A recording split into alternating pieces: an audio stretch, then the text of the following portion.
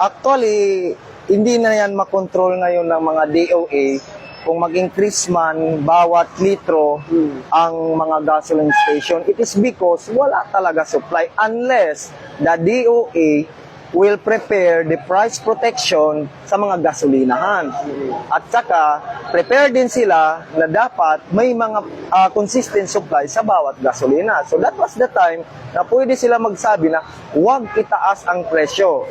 At the same time, wala nang dumarating na order from Middle East. So alam din nila na hanggang April 15 na lang ang fuel ng Pilipinas. So yun na lang. So sabi nila sir, sila Na wala.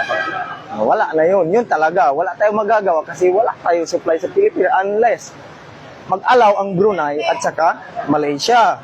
Pag allow tayo magdala dito ang Brunei at saka Malaysia, possible tayo.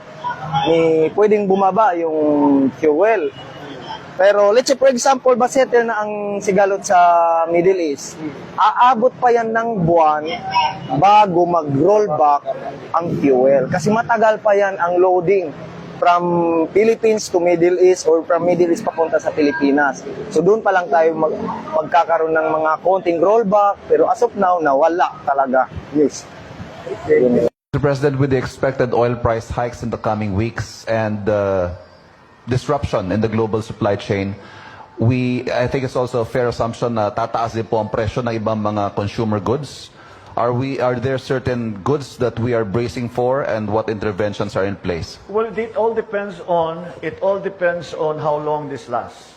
Kasi kung matagal ito, doon mararamdaman. It takes a little while for these price shocks to go through the system bago maramdaman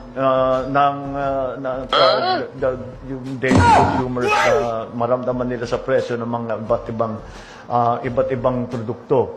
But because there will be, siyempre magkakaroon ng effect yan pero yung mga halimbawa, the only place where the transport has been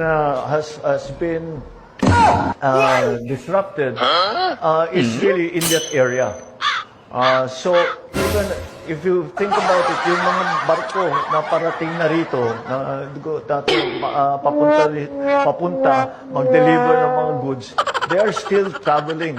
So that's why I'm saying it will take time for any of the effects of the oil price shock to work through the system.